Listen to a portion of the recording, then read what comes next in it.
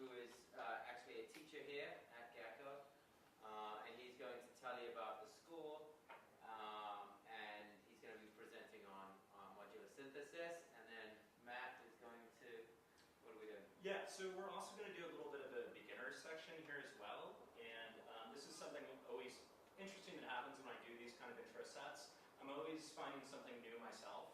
So in this case, we're actually going to be moving from session view to arrangement view, the two different views in live. And we'll do a couple different techniques for doing that, and some maybe tips for more advanced users too in that realm.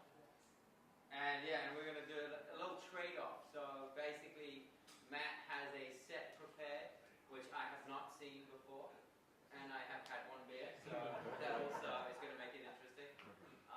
And I'm going to try to do something with that, and kind of hopefully show you how a couple workflow techniques onto composing or arranging a song quickly.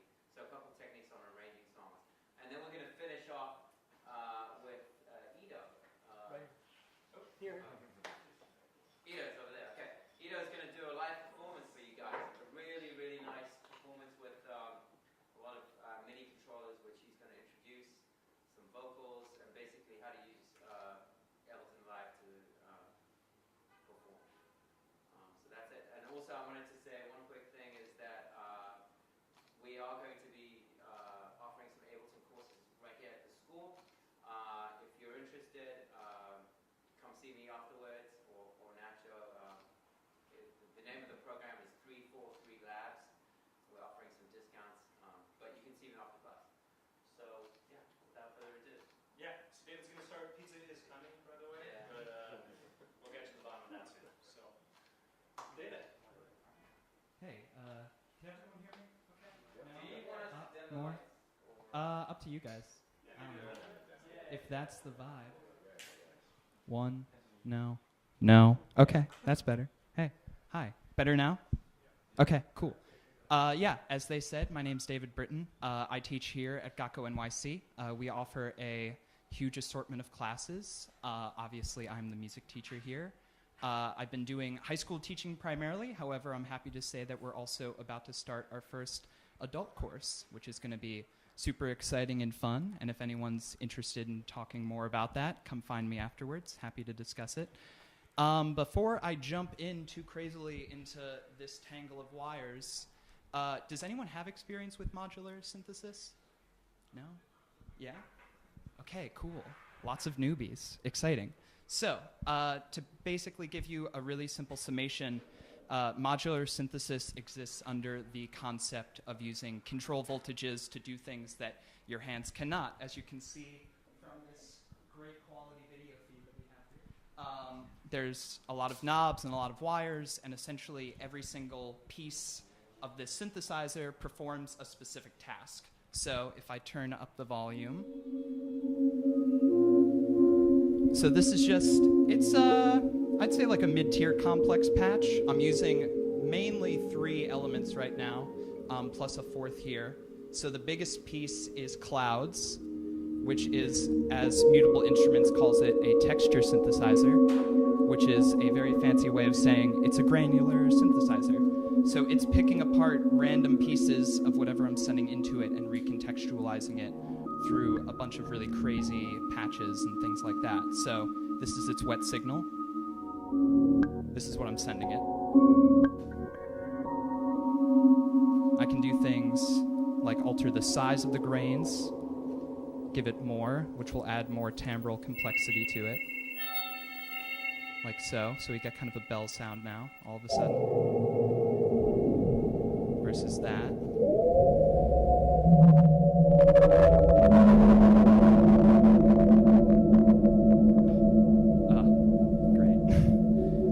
Yeah, a bit about why I love this stuff so much.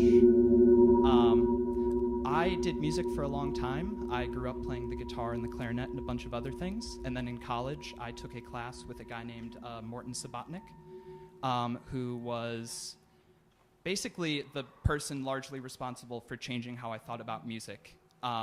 He showed me a lot about how to use synthesizers, mainly Buchla synths for anyone that knows them. And it really made me start thinking about music in a different way. I thought of everything in terms of chords and melodies and harmonies. And then when I started using these instruments, everything changed for me. I started to not think so much about what chords I'm using, but rather what sorts of textures and colors and tones I wanted to create and shape. Because that's way more interesting, I think, and I've realized over the years. So, in terms of what I'm feeding into this sucker, I'm also using this fella, which is a rings resonator, which means it's a modal, physical modeling synthesis. So right now I'm using its sympathetic strings modulation. I can also change it to be car plus strung, which gives you a bit more of an acoustic guitar feel, although there's so much going on with it that you're not feeling that. And then modal bell synthesis, which is also really cool. Its biggest draw is that you're actually able to feed it a signal, which I'm feeding it from the morphogene, which is essentially based off of tape looping musical styles from the 70s. So this is the signal that I was feeding into the resonator. Some of you heard it when you were coming in for those early birds. Can anyone recognize this line? If I go... Yeah. So yeah, that was what I was using the whole time. There was no other sampling involved. I was just running it into my resonator and then through the texture synthesizer to create some weird sorts of things going on. And what I've discovered is that it's way more interesting to do this with all manner of strange sounds and musics, because you never actually know what you're going to get if you just go sample mining. And that's really the way I've started making music now, is I just kind of enter in, and I don't go in with any specific idea in mind. I basically just say, I'm going to spend the next 3 hours, and I'm going to see what I can pull from the ether. And that has created such a strange and interesting type of music that I had not really experienced before, and I call it probabilistic musics, based off of Ioannis Xenakis' teaching from Fundamentals. And essentially, in my mind, all that means is I'm no longer concerned about going in and creating a start to finish. I'm thinking in terms of timbre and vibe and just creating an atmosphere that music can exist in, rather than an A to B song progression, because I think that that's much more powerful and a very unexplored area of music in our day. We've seen people do it in the past. I'm obviously not the first, and I don't want to come off like I am one, but there are so many different ways to make music that aren't verse, chorus, and using sort of non-traditional music-making methods like modular synthesis is the easiest way to access that sort of music making. I did not grow up on the piano. I don't play it that well, and so it was really hard for me, starting to do electronic music, because everything's keyboard-based, pretty much. So if you don't play the keyboard, you're kind of screwed, honestly. So this was a revelation for me, because it got me out of MIDI. It got me out of this concept of, everything has to lead into itself. It's not about that anymore for me, and I really enjoy that. So I'm curious, and I like to involve you guys because it matters. So I'm going to try to do a little bit of improv here, which could go horribly, but I'm really excited about it. Does anyone have a sound that they really, really like?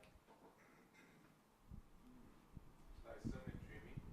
Something dreamy? Yeah. Is that a specific thing, or is that just a... For me, is that I can't say exact sound. However, when I think of dreamy, or something like smooth. Okay. In that sense, I think of Kid Cudi, High. Okay, cool. Any, world sounds? Yeah. Well, not just sort of it can be an insect, any sound effect. Birds? Birds chirping. Birds chirping.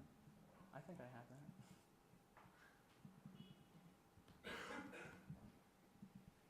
How'd you deal with saving stuff? Because you can't save it. Oh, I have to just record hours of useless material, to be honest. That's the hardest part, is that I basically go in, I hit the record button before I start, and then I'm done when I stop it. And then I spend the next 5 hours combing through and finding the moments that I enjoyed. So sometimes I go 5 hours of music making where I don't actually find anything I like.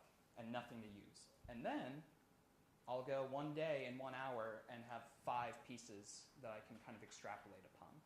Do you elaborate on what you've done, like find a good section and go, okay, I like that, but Yes. I'd add this and that? Yeah, that's something that took me a lot of time. The one thing about synthesizers in the modular world is that it does sort of exist in this nowness, so it's hard to recreate patches, it's hard to do things like that without careful notation as you're going. And so building upon it is inherently a challenge, but people who design these things know that to a certain degree, and you can get modules and things that make it easier to extrapolate and build upon. I don't have any sort of MIDI to CV conversion tools in my arsenal, just because I try not to exist in that mode, but that is one way to kind of make it easier. And I was thinking maybe simpler. I was thinking of you record something and go, okay, I like that recording. Maybe I recorded something else I'm going to put over top. Yeah, a lot of it is honestly me just seeing and finding those moments that work and then creating loops out of that. Sometimes through Ableton, other times in Logic. I try to be pretty agnostic as far as my software use goes. And yeah, a lot of times we'll just be building up upon things. I made a great sample out of the score from My Neighbor Totoro and just basically cutting things and created a really interesting piano interval.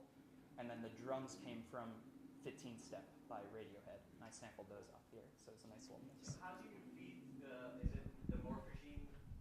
How do I feed it? Yeah, like the sample, it's just an 1/8" signal? Yeah, simple 1/8 signal, mono, so you just need to get a converter, so I just have a little bit of a splitter going straight from my computer.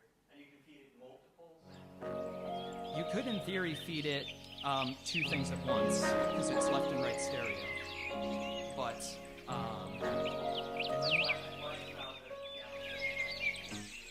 oh, that would be Spotify. And that's an oops on my part. But now there's birds, so... right now, I'm just recording in, so I'm basically filling in my sample. So I'm going to let it go for a second, find some parts that I like. As it builds out, we'll say that's enough. So now, this is the wet recorded sample. So I have control over pitch and speed. I can control things like the amount that we're sampling. So I can do things like this. Until we're in single grains. And then I can move through those grains discretely. I can also control the overlap between the start and end of each clip to the point that it'll start to kind of extrapolate on its own underneath the hood and kind of make decisions in terms of pitch and speeds and things like that without my say-so, which can be great, and sometimes it's awful, because sometimes it's not doing what you want it to. So now if I have this, I can turn clouds up.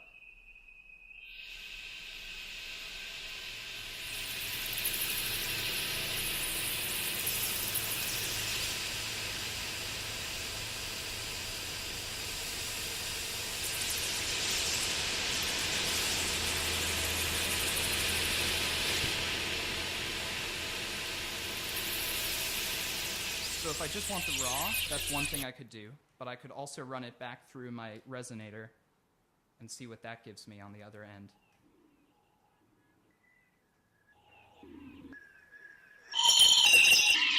There we go.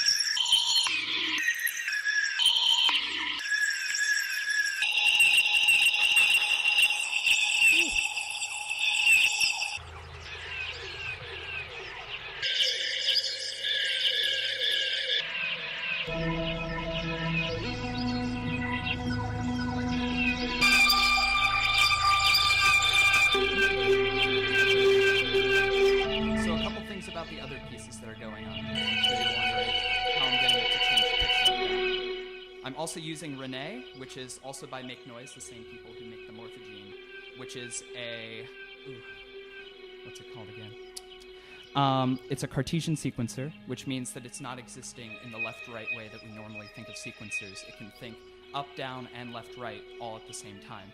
They just created a new version of this that can do that in 3 separate spaces simultaneously. So you can have X, Y, and Z Cartesian mapping of a sequencer that's either doing quantized CV, which means you can do things like play a scale on it, or non-quantized CV, which means you can use it on any amount of information that you're getting from your module. So here, for example, I'm basically now playing this sample of the birds as though it's its own sort of thing. And I'm doing that with the Marbles random sampler, which basically does probabilistic sampling that I'm able to feed information through with Renee. So it's taking quantized control voltages that I'm sending to it, it's making random decisions based on the control voltages that I'm giving it, and then it's spitting out certain pieces of info based on that. And I can change those things to a discrete degree or in large swaths as I see fit. But you can get really bizarre sorts of textures out of this process.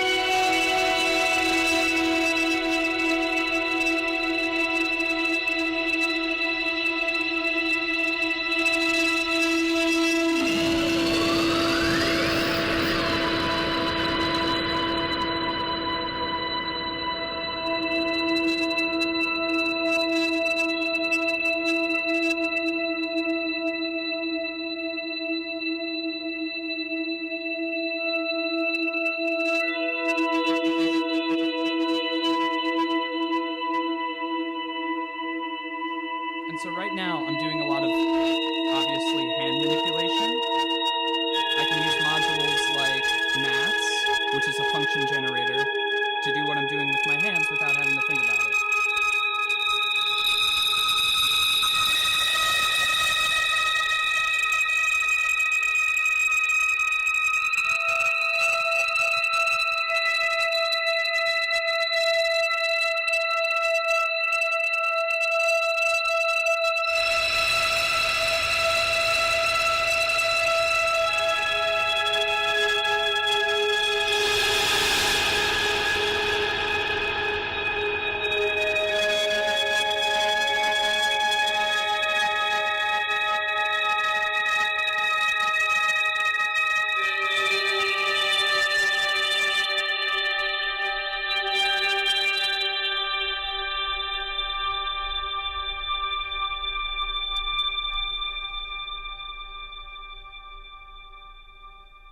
Yeah, stuff like that. I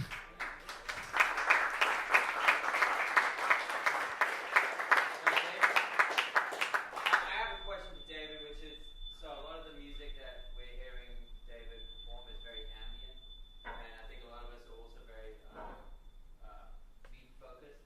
A lot of electronic is beat focused. So David, do you ever do, or how do you combine, if you do, beat type of music with the ambient? There's a couple ways.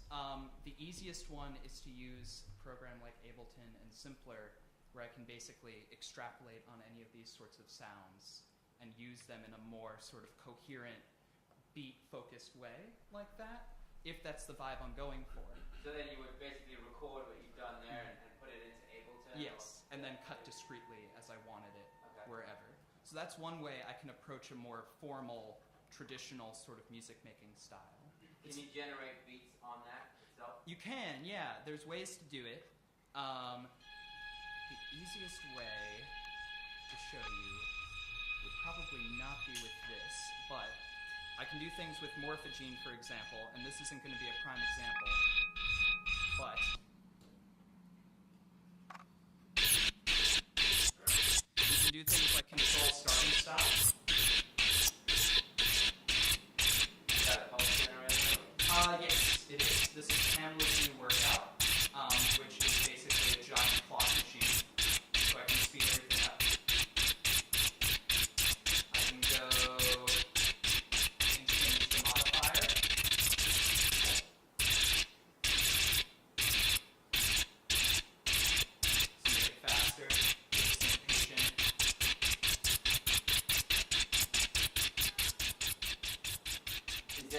is it built in? Or? Not into this one. You can fudge it and get sequencing out of it, but it's a little bit challenging to do. I can also show a piece that exists primarily and worked in the way that I explained with the Ableton patch, but I can't whip it out. No. That's fine. Does anyone else have any other questions for David? Yeah.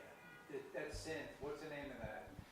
So this is a modular synthesizer, so it's a little hard to say that it has one name because it really has about 10 or so, depending on the amount of modules you have going on at any one time. Well, my question is basically, I mean, this is something I can go out to the store and pick up, or we build this? You would have to build it. So basically, Okay. Yeah, no, all right, that's, yes. But you don't build it from scratch. So the way it works is you buy each little module. The Right. module is pre-built. And then you can buy, he has, how many do you have? about 10 now. He's got 10 modules that all talk to each other Yeah. and are kind of connected. And you can see all the different like wires running. It's a really cool piece of machinery. I was just wondering if I like go out and just pick one up, just like what you have. You can and you can't. There's Yeah. a lot of people. Control in Brooklyn is a wonderful store. If you haven't been there, I strongly recommend going. It's right off the Lorimer G. They have walls of this. And they are pretty cool guys, and they will help you get started if this is an avenue you want to explore in your own music making. Oh yeah, without a doubt. Yeah. Yeah, that is. Also, there's a lot of companies that you can buy like kind of a modular, like Yeah. a whole system as one. Yeah, it's true. Individual companies do that, and then stores like Perfect Circuit Audio in LA also sell kind of catered combinations of modules that are known to work really well together. I'm a strong believer in sort of everyone is different and unique, which is what I like about this, is that no one is probably going to have the exact same combo. There are classics. Everyone these days has a Morphogene or a Mats, which is great. But also, when you kind of go out and you make your own decisions and buy what you want and you know what you need, it becomes very individualized, and I like that about it. Question over here. Yeah, just so curious as to how that Renee sequencer, the Cartesian sequencer, is constructed. If you go to the same coordinates, is it going to effectively offer you the same pattern? So basically, What's the landscape of it? What's the topography of that thing? I'm going to clear some wires out so you can better see. So let me just repeat the question for the group. So there's a sequencer on there that allowed us to put the bird sounds into these wonderfully kind of what was the word? The granular, was that granular? Yeah, granular synthesis, Okay. and then the Cartesian, which is just controlling the pitch of everything. Okay. Yeah. And I just was curious as to, you think of a sequencer where it's a bunch of lights that go across a line or something like that, and there's actually an event or not an event or a rest as it goes by. But I was just curious, like, how did they either program that thing, or how have you found your way around it to know that you wanted a certain beat or a certain pattern that you'd actually come back to it every time? I will be totally honest and say that this was probably the hardest module I have to learn and begin to understand, because it is so out there in terms of its implementation. So as you can see, there's 4 rows of 4, and basically each of those has its own specific XY coordinate, which you then can manipulate individually based on all of these knobs, so you can affect how much voltage is being outputted from every individual point. In the newer version that they released 3 weeks ago, you can have 3 different sheets, essentially, of coordinates that you're modulating in different ways, and it's all sending out different CVs. So it's 3 more layers of comprehension to wrap your head around, which is obviously a challenge. It's not that well designed for a performance functionality where I can recall a certain layout and then go into it. In this version, the newer one can actually do that more easily and effectively. And so there is very much this kind of mantra of listening to the consumer in the modular community and making changes based on that. And so that was something that a lot of people said to make noise. Like, hey, this should be something we can do. And they listened. But obviously, it is a beast to operate, and it's very challenging. And honestly, I prefer that. I like a piece of gear that has a mind of its own, because then it's not me telling it what to do. It becomes almost a conversation between me and the electricity. There's not this sort of, oh, I'm going to hit this note, and every single time I hit it, no matter what, it's going to do the same thing. This has been a baffling thing for the past 3 years of my life, in that I still don't always know why it's doing something. And that's a really unique thing in music. I think we've all gotten a little bit too used to things being reliable and trustworthy, especially in all of these great softwares that we have. We just kind of know what it's going to do, and we know what to expect, and we have our presets. This gets rid of that entirely, and it's a very different way to think about making music. And it's stressful, and you will tear your hair out, but it's so rewarding. I've made things that I never thought could come out of sound in general, like weird sorts of strangeness that just appeared one day, and it felt like it was just being delivered to me from on high. And I was just getting it, and I had the good fortune to hit the record button before it happened. Okay, we've got like time for 2 more questions. We've got time for 2 more questions. So, anyone? Okay, awesome. Well, thank you, David. That was awesome.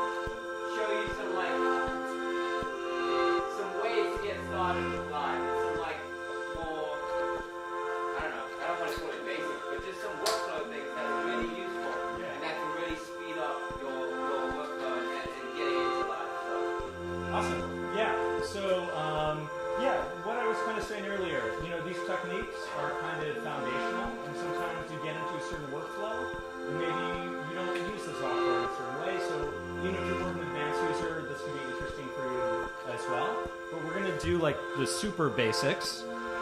So session view versus arrangement view. Who has not seen this view before? Who is confused by this Excel spreadsheet kind of look?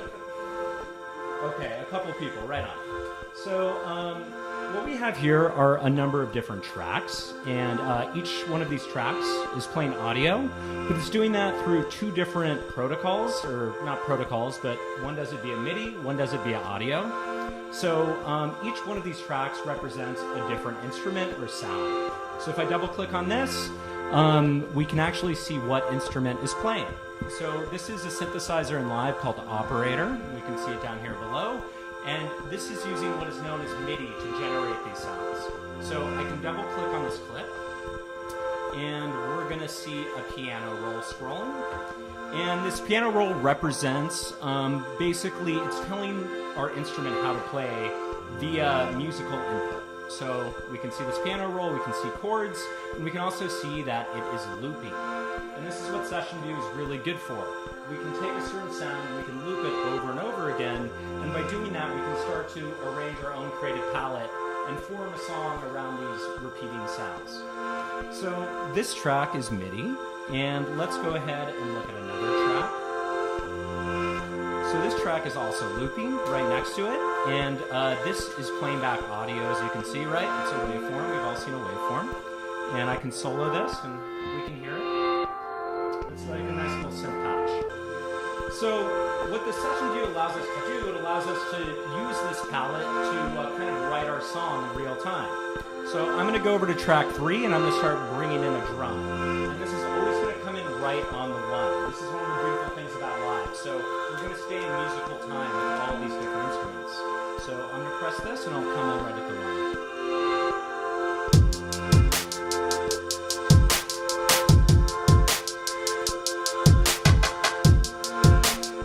Wasn't right on the 1 because I triggered it at the wrong time, but that's all related to what is known as launch quantization, which allows us to determine when these notes come in. And right now it's selected at 1 bar. So we see all these different clips with all this different information, and we also have what are known as scenes. So if we go here to the right, that means I can launch all these clips in a specific row together. So let me launch a scene right now.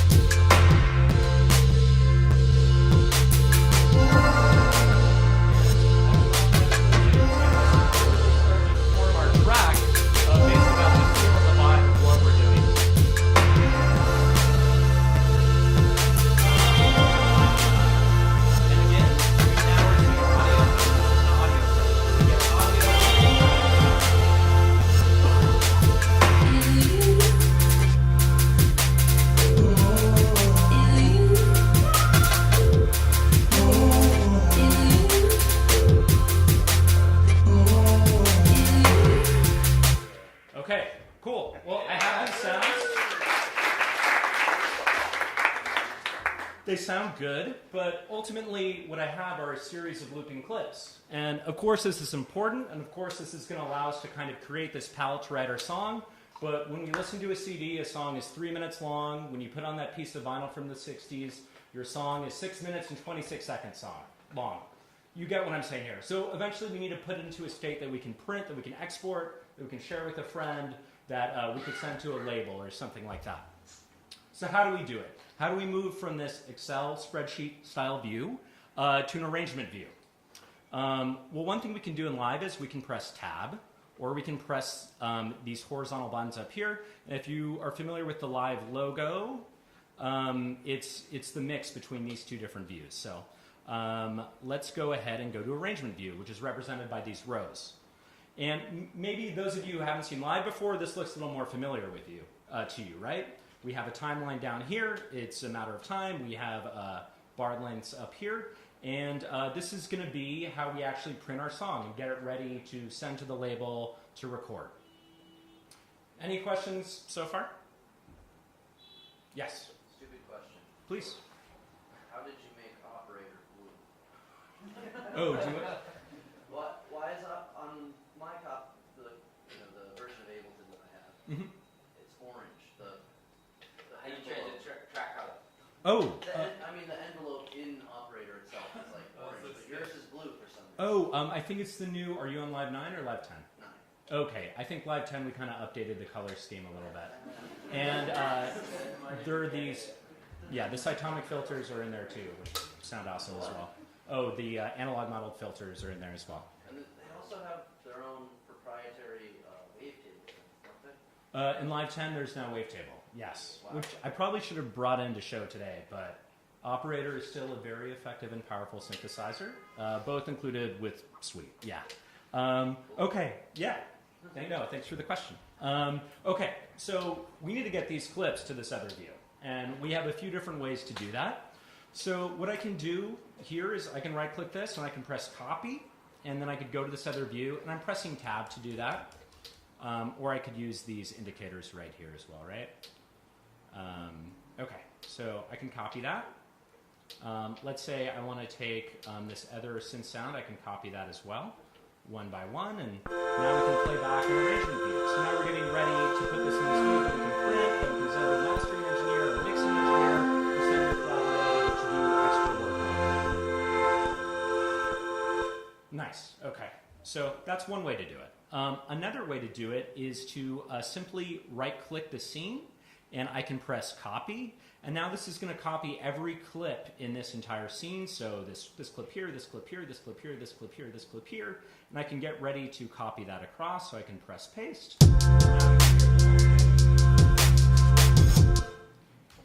Cool. Okay. So those are some of the different ways to bring clips across. Another fun way to do it is we can actually select a number of clips we want to transfer. I can shift-click, and that allows me to select more than one clip at a time. I can hold them, drag them with my mouse, and I can press Tab, and now we can copy all these together. And that's probably the quickest way to kind of to do this. Is that how some of you advanced users use it? Use the click and drag? Yeah. Nice. Okay. Recording, of course, is also.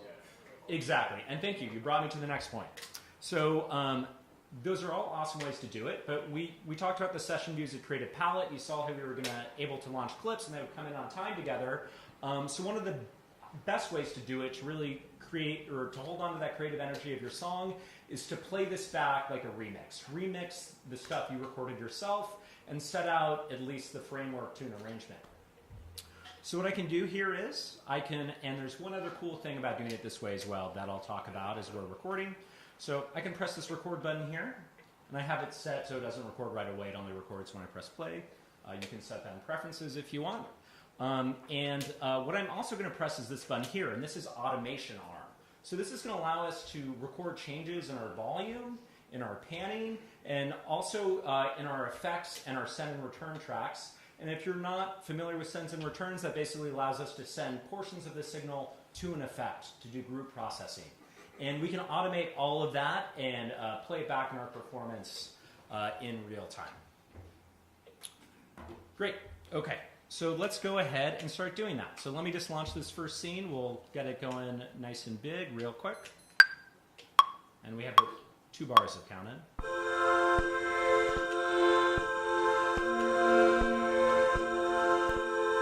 And if I press Tab, we can see this is all recording to arrangement. And if I do something like change the panning in my synth,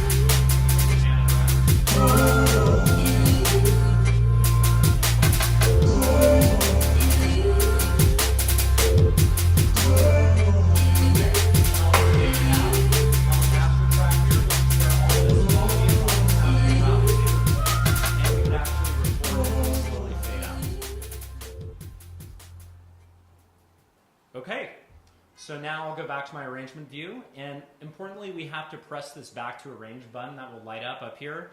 For the longest time when I was using Live, I was like, what does this button do? I have no idea. It's important to know what this button does, and it's basically changing the focus of Live from session to arrange. So I'll press this, we see all our tracks now become the normal color, and we have our song here, and we can even see down here on our master track that automation and that fade out is all recorded. So if I wanted to, I could, select all this content, and we could export this, and you could send it to a friend or send it to an engineer or something like that to take it to the next step. Okay, so that is moving from session to arrangement view. It's one technique for that. Any other questions? Yes? So I come from like an MPC background, and when I'm new to Ableton, so I was playing around with like the song arrangements, like where the play buttons are at in the master chart, and to bring them over from this view to the arrangement view. But sometimes I like to it's probably not the right word, stutter the beat. So in other words, so you have the verse one, if you change your global quantization to make it go just imagine you play the verse one, and you kind of oh, totally. Right. Yeah. To kind of perform it, but record it into the, but it seemed like it wouldn't stay on rhythm. Why would that? Oh, I think it would depend on the quantization. So if we set it to none up here, it's basically going to play back as quickly as we can press this play button on the scene, whether that's by MIDI controller or just like me with the mouse right here, so we can hear that. Let's hear. But we can also quantize this as well. So if I set something like quarter note or 16th, so let's do it to 16th, and it'll be a lot more musical. And that's definitely a really cool technique.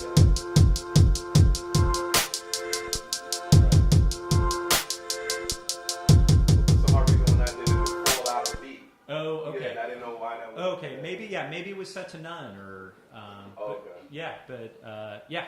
that's a really powerful technique and really good for people wanting to experiment too. Awesome. Okay, well I think Max is going to come up and he's going to show you some other techniques for arranging.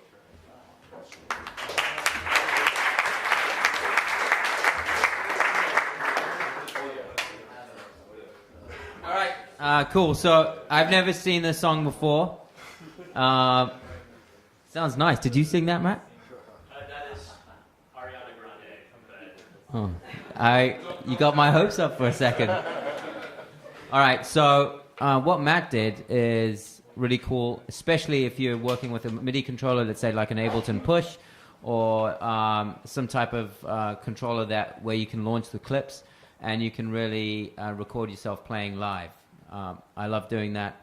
But if you're a control freak, like many of us musicians are, then you may want to structure your song and know exactly where everything goes. Like, I want the intro to be exactly 8 bars. I want the verse to be exactly 16 bars, and I want the the drop to be like exactly 16 bars, and the breakdown, etc.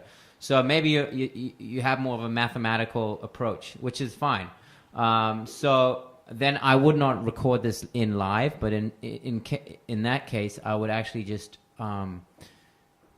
do something else, which is I'm going to bring some of these clips in, and I'm going to take the...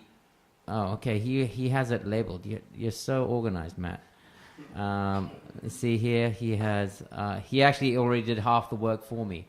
But I'm going to show you this approach, which... did any of you see the Dead Mouse masterclass, where he says that all you need is like a 4-bar loop and you've got a song?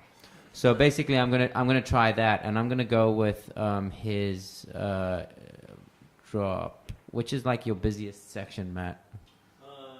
Maybe the bridge. I think some of these are mislabeled too. Okay, let me check it out.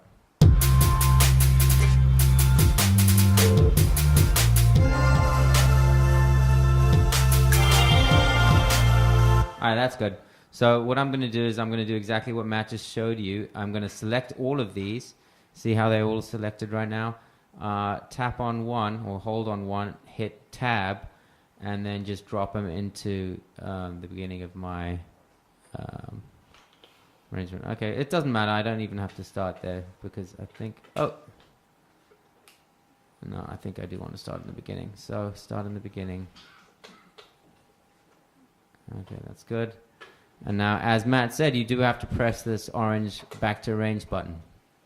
I think your volumes, let's just get rid of this automation.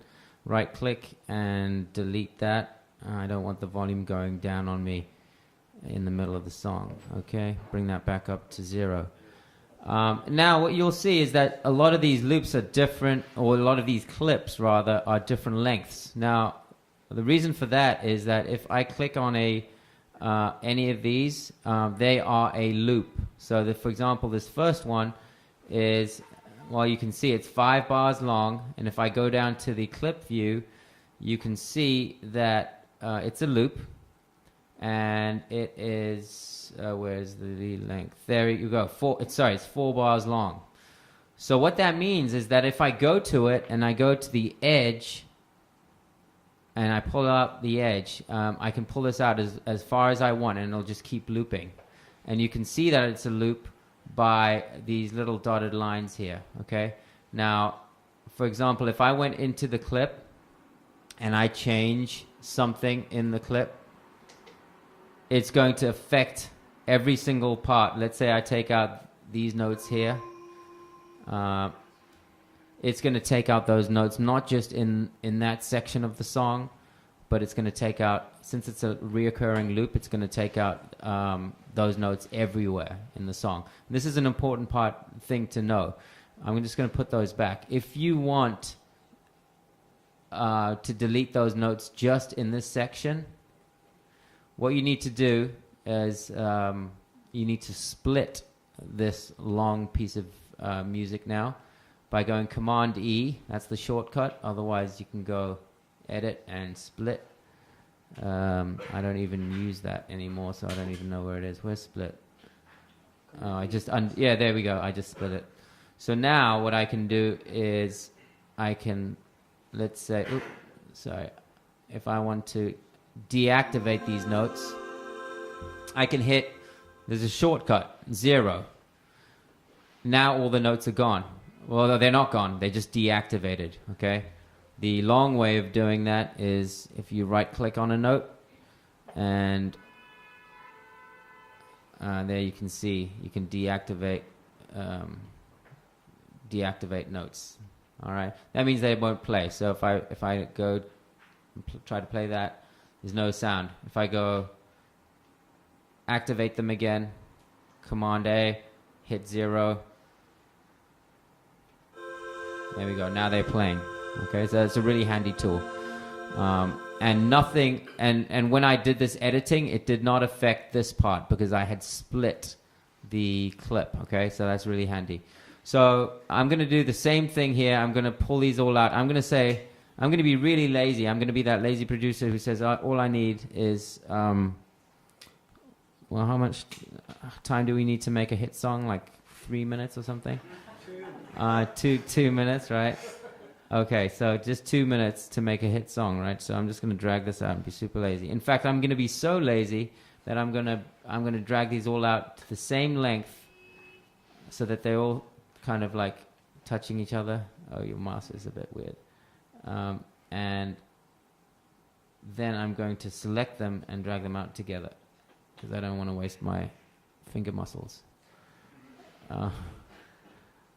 Okay, so now let's just go to keep dragging this out to like. All right, that'll do this. 3 minutes. Not a beat longer than 3 minutes. You can see there's my timeline over there. Okay, so now I'm basically going to do a technique which a lot of people, it's a very useful technique, which is, which I like to call, everyone calls subtractive composition or subtractive production. I'm going to start with a full page and subtract rather than starting with a blank page and trying to be like, okay, well now I have to fill like 3 minutes of music, okay? So, in fact, another thing I like to do is I like to set myself up right, and I'm going to start by just labeling my my set. And if I click on this, where is it?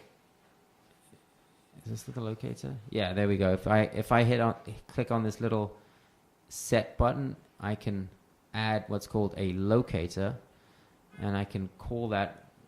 Command R is renaming the locator, and I'm going to call that intro. And then let's say that I know that I want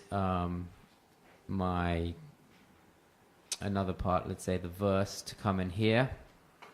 I can go set, and I'm going to go verse. And then let's say that I want... So it's really good in music to have something happen every 4 to 8 bars. It's just that the ear kind of we get bored very quickly, and it's good to have stuff happening all the time. So every 4 to 8 bars, I like to have something happening. I'm going to add another something here. I don't even know what it is yet, but I'm just going to put a locator in here. And now I'm going to start in the beginning. All right, where's my beat? Thank you. Let's see.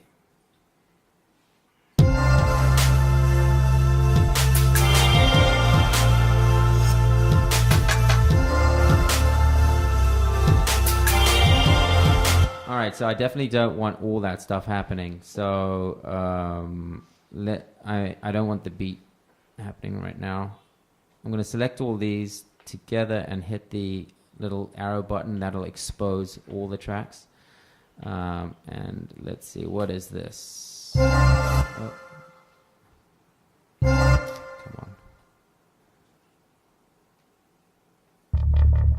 All right, so I definitely don't want a bass in the beginning. So I'm going to take that out, select it, and hit 0. And that's going to deactivate that. So now there's no bass. Okay. What do we have here? That might be nice to have in the intro. That's also nice to have maybe in the intro. We definitely don't want the drums yet, so take these out.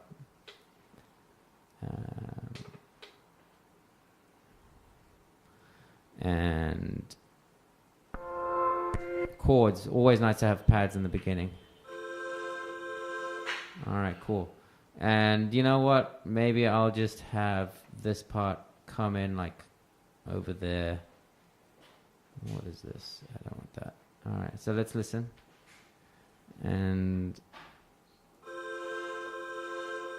I'm soloed again. Okay.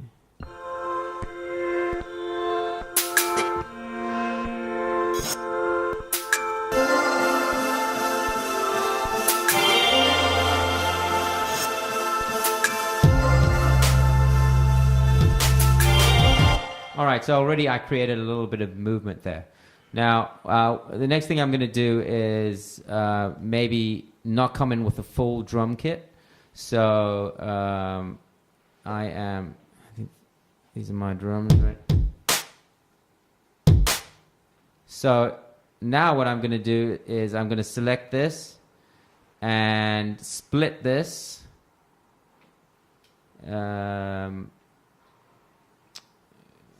Cut. Oh, no, that's not what I wanted to do. Command E, right? Okay. And I'm going to go into the MIDI, and I'm going to start with just the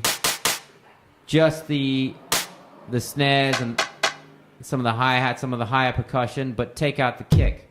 So just like I was deactivating the actual clip by hitting 0, I can also do the same thing with every single note.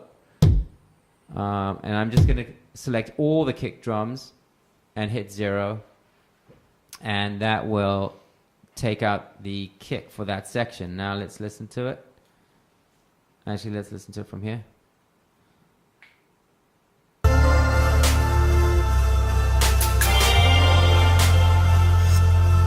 here we have the kick.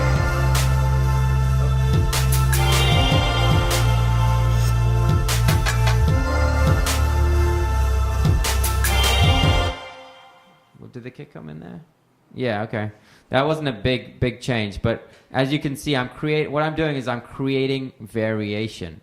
And basically, what I would do, and I'm not going to do this now because normally this would, take some time. I would basically go through everything, and I would make small edits. And I could also make small edits right now with, for example, these vocal, what is this, pad sound, I think. For example, gentleman in the back was talking about a stutter effect, right? What I could do is I could create a stutter effect here and take one of these, deactivate it, one little cell, and now copy both of them and just duplicate. And let's see what that sounds like. That might sound a bit like a stutter effect, right?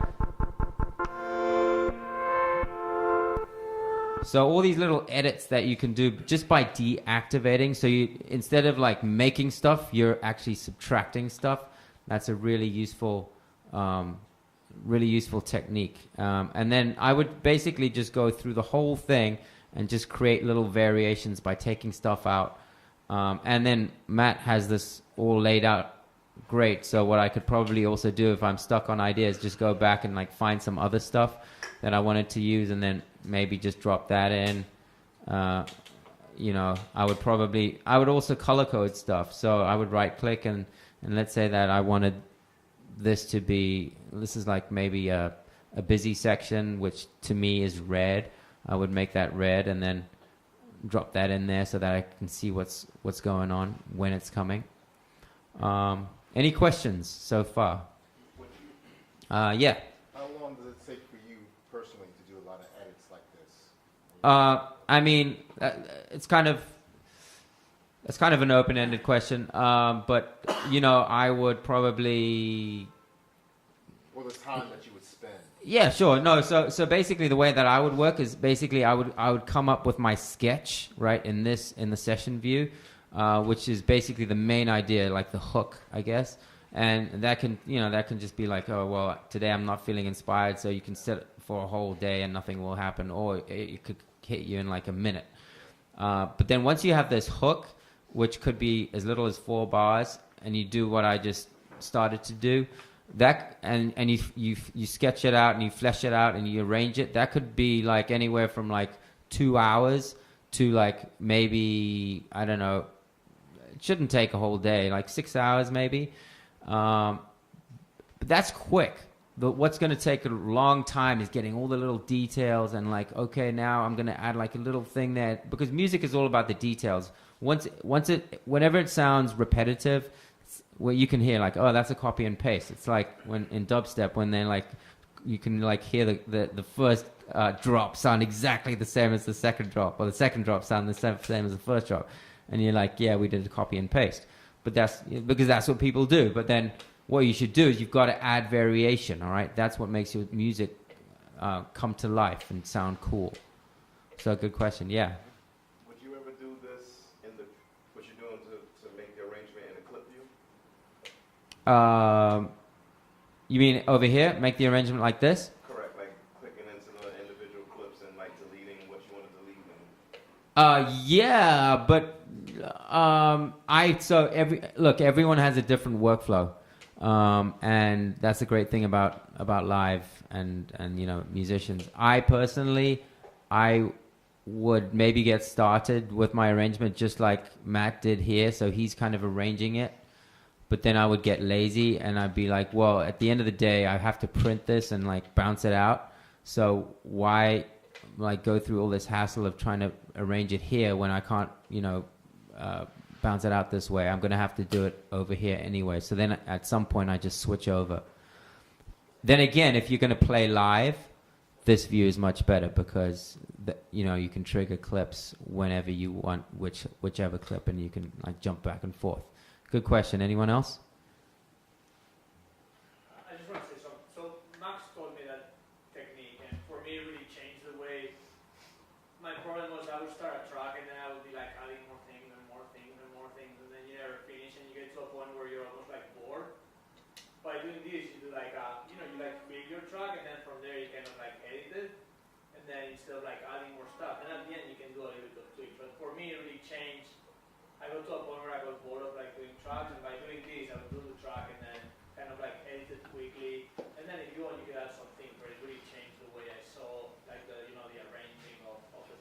That's right, because you're committing. Because as soon as you go to arrangement view, you're kind of committing to the arrangement. If you stay in session view, it's great because you're so flexible. That's the whole thing about it. You can be spontaneous, but you're not really committing because you know what?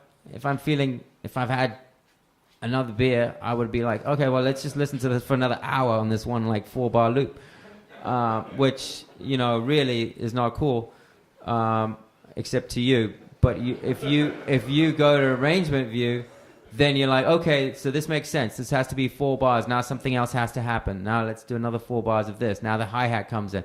Now the kick drum comes in, and you can kind of structure it in a very kind of deliberate way. Let's do one more question, and then we're going to move on. Can I just elaborate? Yes.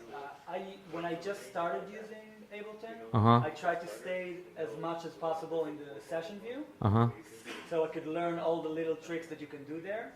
Because to me, that's like the very big difference between Ableton and anything else. Yep. The session view. So I learned all the tricks, and then over the years, you learn when to move the stuff to the arrangement, like what the best timing to do it. Exactly. There's no clean cut kind of workflow. Everyone has their own preference. And it's good to know both views, and then you also kind of just learn when is the best moment. And every piece is different. Like some pieces you might start in arrangement view. You might not even use session view at all. Some pieces are more of a jam out, like you have to get to feel the track and you like play around with it more. And it's much later than you actually start arranging it. Others you might start in the session view and record it just like Matt did. Because you have to vibe it out and like feel it. Others they're more mental, and you just kind of like you just drag them over and you like plan it out. I personally love to work in the arrangement view because I like to like hyper edit and chop up the audio. Yeah, see, Ben is a control freak. See. A lot more crazy audio editing in the arrangement view. Yeah. But then I like to have the spontaneity to take those ideas and mess around with them. So I would like jump over to the arrangement view and chop up that stutter he did, and then select it, consolidate it, and pull it back into the session view. Yeah. I have a clip in the session view that I can improvise when I want to play it. Like, the structure of my song comes really late in the process. And so I'll go over to the arrangement view and use it like a scratch pad to chop things up, but they don't have to live at that place in time. So I just bring them back to the session view to hold on to them, and then I jam it out in session view later. So that would be a whole nother topic which we can talk about in a future Ableton group, which is meetup, is once you've arranged your song, how do you chop it back up and then bring it back into session view so that you can perform it live? But that's another topic. I want to leave enough time for our last presenter. Sweet. Yeah. So, Ido is next. All right.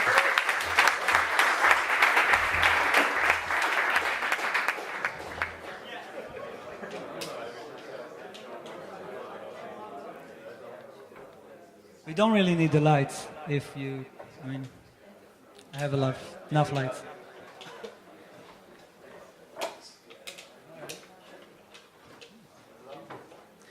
Okay, don't need all the reverb, right? Never enough reverb, Well, okay. All right, hi everybody, my name is Ido. My stage name is ID0, the number 0. I'm a producer, Ableton user. I also teach Ableton and production. And I really love to jam. Now that looks very complicated. Well, maybe it is a little bit, but I'm going to show you exactly what I do and how I do it. I also jam every last Monday of the month at Orleans Grocery. It's called Glitch, and I have this, and we have a bass, guitar, and a singer, and you guys can also come and jam with us, bring your little synthesizer or whatever, every last Monday of the month. So I just want to talk a little bit about why I have that. Well, first of all, I like to jam, and I really like Ableton, and you can jam electronic music with Ableton much easier than any other DAW. And I felt like when I went just with a computer screen and a mouse, you can't really jam quick enough. And quickly it's the name of the game for me, because when I have an idea of some sort, I need to put it into Ableton as fast as possible, because the next idea is just around the corner, and if I'm dealing with the kick for 4 hours, nothing is going to happen that day. And yeah, that's I had a lot of struggle with that, and we all want the perfect kick, the perfect bass, the perfect thing, whatever. We need to remember that what most important is the composition, like the big picture. Always think of the big picture. Whenever you're confused in front of your computer, you don't know what's next, stop for a second, listen to the whole thing from start, or listen to the clips. You'll reorganize yourself, okay? So the big picture. Now, making it fast, right here I have knobs and buttons to a lot of stuff that and also I arrange it in a way that I can, first of all, bring it to places like here, and also my muscle memory remembers what's going on where, okay? And that's something that is very important, especially for us electronic musicians.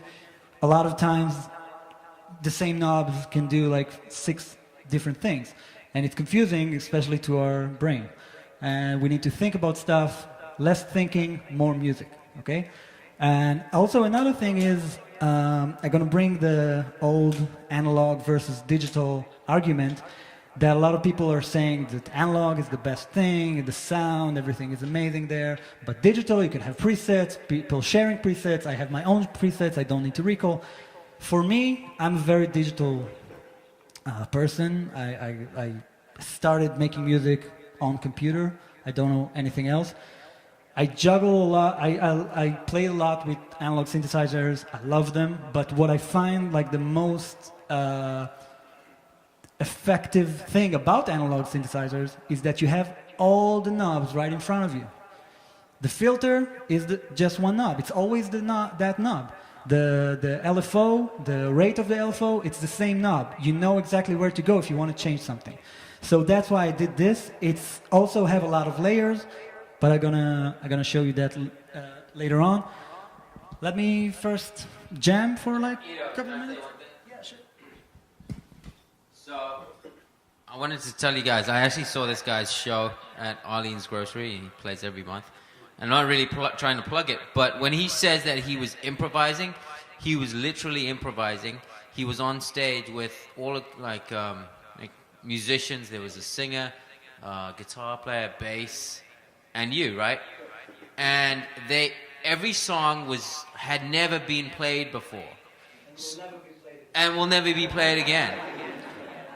And so he was going. Sometimes he would start the song, he would set up the beat, or he would start by setting up some synth or something, or sometimes another musician would start and he would like go in and try to match up with that. So I mean, that's a crazy part about live, and like that's how you can use live to perform, which is almost like a real instrument. Okay, so this guy is really good at making Ableton sound like a real instrument. I need to jam really good. Yeah, so basically I can go back and like play a lot of different stuff that are pre-made, but that's not fun at all.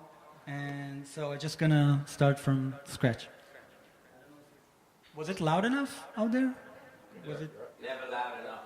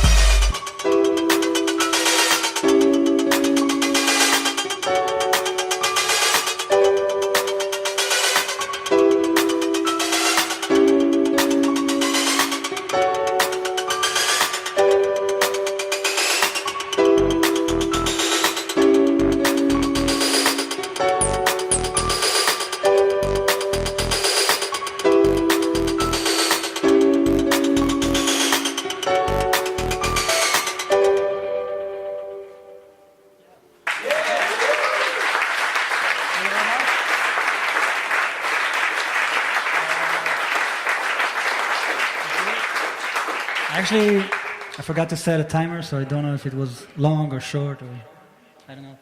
But 5 hours, all right. Wow, that went really fast. Those 5 hours. Wow. All right, so what exactly is happening? Well, maybe I can bring in the computer and we see the computer. I think it may be one with the finger camera? to other. I don't know if we can do both. All right, if I show you here something, does it make sense? Do you understand like what's going on, or do you need like the Ableton? Let's do a few minutes on hardware, then I'll switch over to your live set. Okay. We can just put it here and have the camera set on the screen. Okay. Because I know there's like software involved and stuff like that, so maybe. I don't know. All right, let me just start with that. Okay. So what's going on here? First of all, I will go from left to right. I have the launch control XL by Innovation, and I use it just as it comes. You can like reprogram it and do a lot of crazy shit, but I just did, I basically have all the channels. It's like a mixer. I have 2 sends on every channel. This one's supposed to be the pan, but I don't really use it. But what I do, I use all these 8 to be like 8 macro nodes. If you know Ableton, there's like 8 macro nodes. So I use that. For the panning? The pan No, instead of panning, you can map like, something else. No, there's like a button here. You can see it turns from green. Green is panning. Red is just that. It's the blue hand What? that you use for the blue hand. Yeah, exactly. I thought for a second it was Ableton. So it's just the blue hand. And even though I can see it here, we'll talk about it later. But and also I have a volume. So the very left one is the drums, but it doesn't include the kick and the clap. More on that later. I can mute it, unmute it, choose it, so I can see the view here. As you can see, also if I'm on node view, you can see that everything is changed on the push when I choose, I'm focusing on a specific track. So this is basically, I got everything here, and it's also the same. If just for instance, snare, I can send more to kind of multi-reverb delay kind of effect, or just a delay. And that's exactly the same for every. So these are the 2 same things. Yeah. Sorry, do you mind holding the camera so we can see like a yeah. layout of the device? I don't know if the. I can actually play with it. Oh, maybe we can do it on the table. And then, Yeah. let's see exactly.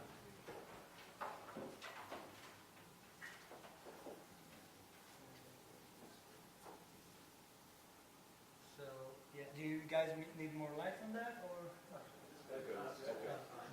Yeah. I'll play cameraman for a little while. So yeah, basically this is kind of like a mixer.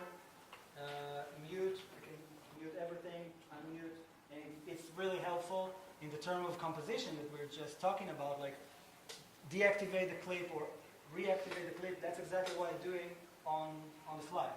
I'm deactivating the drums and the percussion, and reactivating. Okay?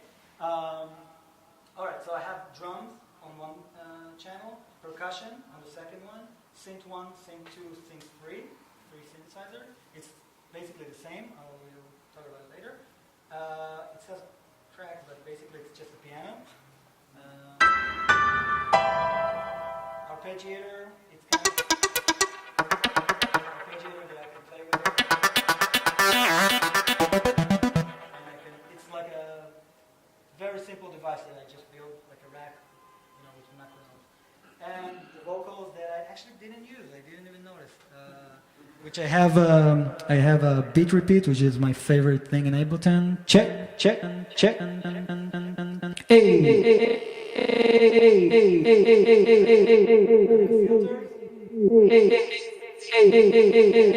I also have this really cool delay. Check.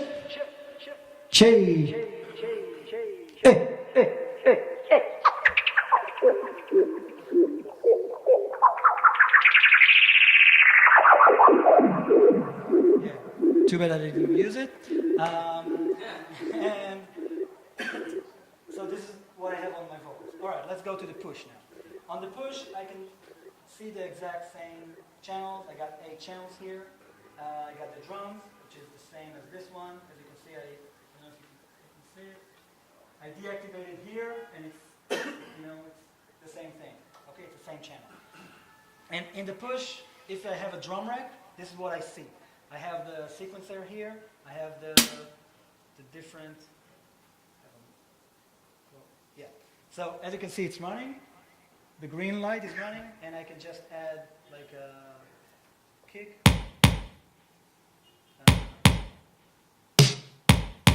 There's a little delay on the videos. So this is basically what I do to sequence drums. I barely drum something like finger drumming because I'm just not that good at it. So I do what I can. And also you have the repeat obviously. But what I have here, to break it down, I have I have 2 kicks, 1 and 2. One of them is more for like hip hop stuff, more with the oomph, more lower, longer bottom, and actually on each one, and the other drum, the other drum is more punchy, have a lot of bass but very much shorter, and more for electronic stuff. And I go between those 2, and actually on each pad I got almost 20 kicks.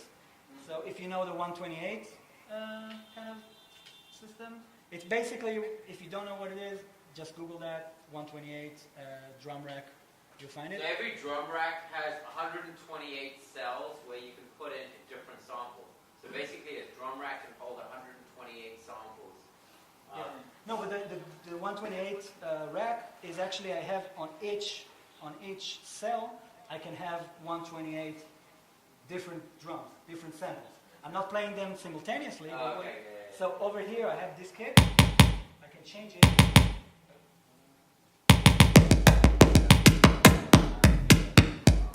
So I can choose by the fly. This is not fitting for me.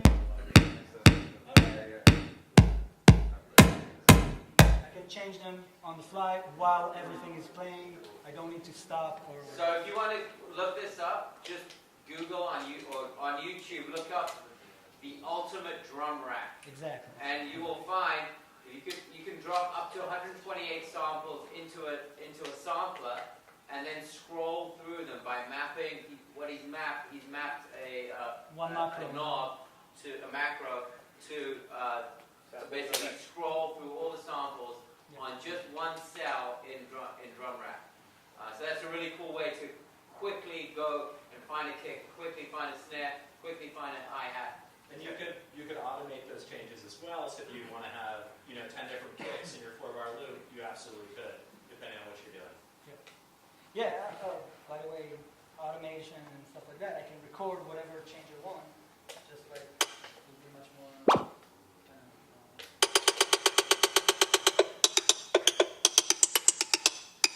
I can just keep changing those and record the automation, and it will be in the loop. All right, so 2 kicks, and I got 20 on each one because I feel like 128 is just way too much. I can't really remember where I am. Just a little, I fiddle a little bit with the knobs, and I'm already like 14 kicks away, and I don't want that. So choose your way or do whatever you want. On the snare, I have 2 snares, almost the same. One of them is more drum machines and more hip hop oriented, which is not exactly right. It's not. I mean, don't take it word by word. Everything, use whatever you want. But this one also has like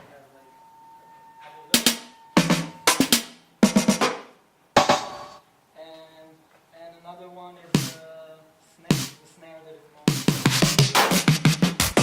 more snappy, more French disco kind of vibe. And basically I have that on almost every channel. Like the hi-hat right here. I showed you open hi-hat.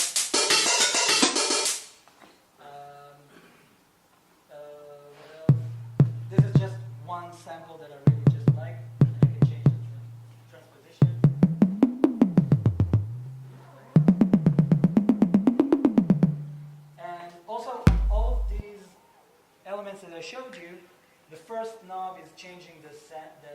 sample, what is it that is playing.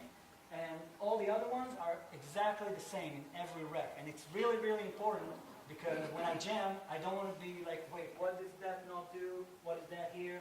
I just want to go there. So I know the right one is the volume, the chain volume. That kick, change the volume. I have transposition.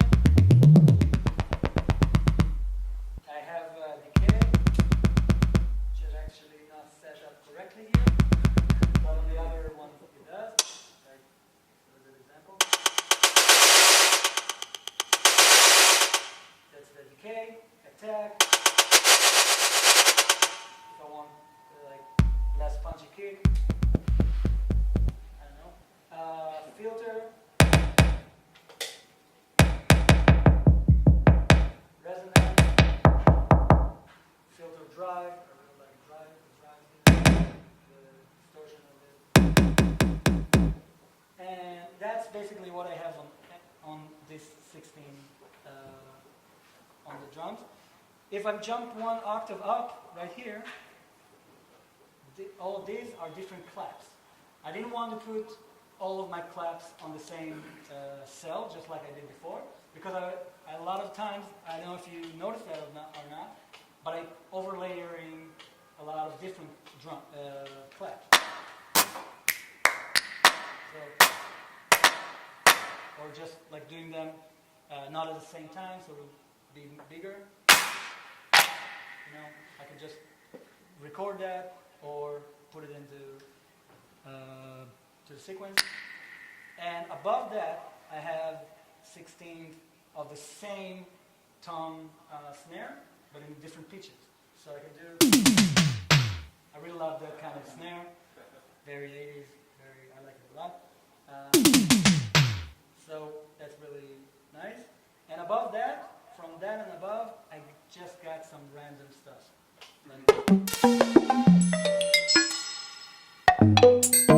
And those random stuff are, whenever I use them, usually it's gold because I have no idea what I'm about to play, and I'm just playing with it. You know, that's exactly what I'm doing. I'm playing with it. If it's not exactly like fitting, I can jump to something else and then change the. I can play with that and to make it fit. Okay, next channel. Let me know if I need to stop.